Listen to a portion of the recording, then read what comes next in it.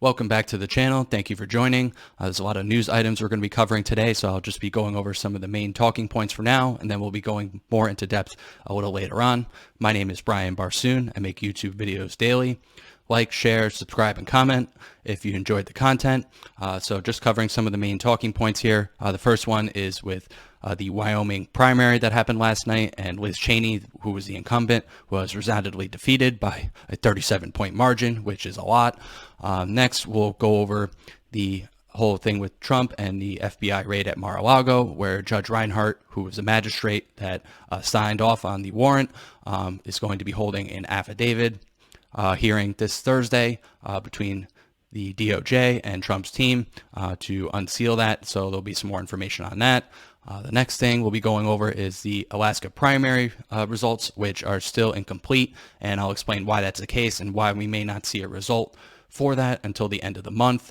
And lastly, I'll be covering Elon Musk and how he randomly tweeted that he's going to buy one of the biggest sports football clubs in the world, Manchester United, and the implications of that. So jumping right into the first story, we'll be covering the Wyoming primary results, where Liz Cheney, who is a Republican, but has also been part of the January 6th hearings, was resoundingly defeated by Harriet Hageman. And she's now blaming the loss on Trump, and she's thinking about running for president, which you got me on that one. You'll lose that pretty soundly in a primary, and then you want to run for president. And she made a very interesting speech for her concession speech, quoting Abraham Lincoln, saying how he lost in his House and Senate primaries, and then he became the president. Drawing that parallel, I don't know. I don't think that's really going to fly these days, especially with her popularity between the Republicans and how the Democrats are just quote unquote friends with her for now because of the whole January 6th committee that's been going on. So that'll be something interesting to see moving forward. I don't know which party she'll be running for, if it's Republican, Democrat, Independent. That remains to be seen, and that's a couple years down the line anyway. So just a story to check out moving on. Then let's take a look here. That's what I mentioned before. Abraham Lincoln was defeated in elections for the Senate and House before he won the most important election of all, Cheney noted. And just a quick comment on President Trump's response to the victory. He had endorsed Harriet Hageman, so he went on to say the people have spoken, and was very happy with the result. And just wanted to make another comment about Liz Cheney's potential run for president. So there's this thing in America, in particular on one side of the aisle, called failing up, where even if a candidate loses or is ousted from their position, they somehow get promoted to the next ring on the ladder, so to speak. If I can give an example of Gavin Newsom. He was the former mayor of San Francisco, which San Francisco is now a cesspool of crime and drugs and you name it. And then he went from that and he became the governor of California. So that's kind of what failing up is. And now Newsom is even rumored now to be a potential presidential candidate. So he'll be battling it out with Liz Cheney. So two candidates failing up. So welcome to America. Moving on in other news. With an update on the whole FBI raid at Trump's Mar-a-Lago estate. Judge Reinhardt, who was the magistrate who signed off on the raid, will be holding a hearing this coming Thursday to unseal the affidavit. So this was supposed to be released back on Monday this week, but the DOJ and Merrick Garland came out and said that they feel that releasing that information to the public could be potentially dangerous to the people involved. I'll leave that up to your opinion, but just taking a look here, an order on the motion to unseal the affidavit backing the search warrant used in the FBI's raid on Mar-a-Lago has been filed, and a hearing will take place on August 18th, and that will be taking place in West Palm Beach, Florida. And let's take a look here.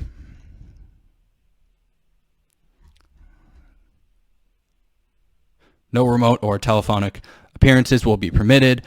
If any movement intervener wants to file a reply to the government's response, they may do so. So what that means is it's going to be under closed doors between Trump's team and the DOJ. So the people that want to know, I feel, will get to find out, and they may redact some information to make it public. And that's important. Obviously, you want to protect people and protect the investigation and see where it goes. I don't want any increased tensions with that going on. So I think that's why they're going this route. So as long as we can get some information tomorrow, I'll keep you guys up to date. And as long as Trump's team can find out what the heck is going on, then that's good as well. And moving on to the other primary results that happened yesterday, this was in Alaska. There was a couple different races. The one primarily was for the vacant House seat where former House Representative Dong Young, who tragically passed away, is now open. And there was a few candidates that made it so far, one of them being Mary Podolta, Democrat. Sarah Palin, formerly, you may remember, was a vice president candidate for John McCain back in 2008. She advanced as well, as well as other Republican Nick Begich. So the way it works in Alaska is they have a ranked choice voting system where you can choose 1, 2, and 3, and obviously, if you can carry the most amount of first votes, then you move on. But if there's not enough for that, then it goes to the second and third. And then they eliminate from there whoever had the least amount of first place votes out of those three. That person would have been eliminated, and so on and so forth. So they're going to keep going. Right now, this is as of around noontime Eastern. Mary Podolta with 53,000 votes is in the lead, then Sarah Palin, then Begich. So it's still pretty close. Let me say too close to call. About 70% of the vote in, so it's going to be close. They may have to go to that, what I mentioned before, where they have to go to the second and third choices. So right now it's too close to call, and we'll see what's going on with that. And in the other races in Alaska, there was for the Senate seat and for the governor. So Lisa Murkowski was the incumbent. Looks like she's advanced as well as other Republican Kelly Shabaka, hope I'm saying that right. So they were the two that advanced, and they'll move on to the general for that. And then for the governor race, the incumbent Mike Dunleavy advanced as well. So it looks like he's going to take that, and then Les Gara and Bill Walker in it as well. And the final story we'll be covering today has to do with Elon Musk and how he tweeted out yesterday that he's going to buy Manchester United Football Club, which is one of the biggest football clubs in the entire world. I'd argue up there with Liverpool and Manchester City. They're part of the quote-unquote Big Six in the Premier League in England, if you follow soccer in America. Or football, as it's generally called in the world. It's one of the biggest leagues out there, and they're one of the biggest clubs to date. The Theatre of Dreams, Old Trafford, which is their stadium. It's very respected, but of late they haven't been playing good at all, with losses to Brighton and Brentford in their last two fixtures. So there's a lot of speculation as to what's going on with the team. The Glazers, who are the current owners, they also own the Tampa Bay Buccaneers, if you're familiar with football in America. And fans do not like them. They bought the club about 10 years ago, and since then they've just been on a gradual downturn with their performances and their results. They still make a lot of money for the club, but the decisions that they've made to buy certain players have not gone well. Recently, they brought back Cristiano Ronaldo, who had been with the team prior to going to Real Madrid. But just looking at the story here, he tweeted out he could be seeking to purchase the team. And he was replying about another tweet, and then he just added at the end, also, I'm buying Manchester United, you're welcome. Typical Elon fashion, just throwing it in there like, out of the blue, which caused everyone to be in an uproar that if he's actually going to buy the team or not. That remains to be seen. Obviously, he was rumored to be buying Twitter a number of months ago, and that still hasn't gone through, and they're actually in litigation, himself and Twitter, over that. Twitter wants him to buy it. Elon is still up in the air about it, so we'll see what happens with that. So is this just conjecture? Is this just hearsay? Is this Elon just trolling us? I'll actually be doing a video later today about this topic and why I feel it could be more serious than he's leading on to.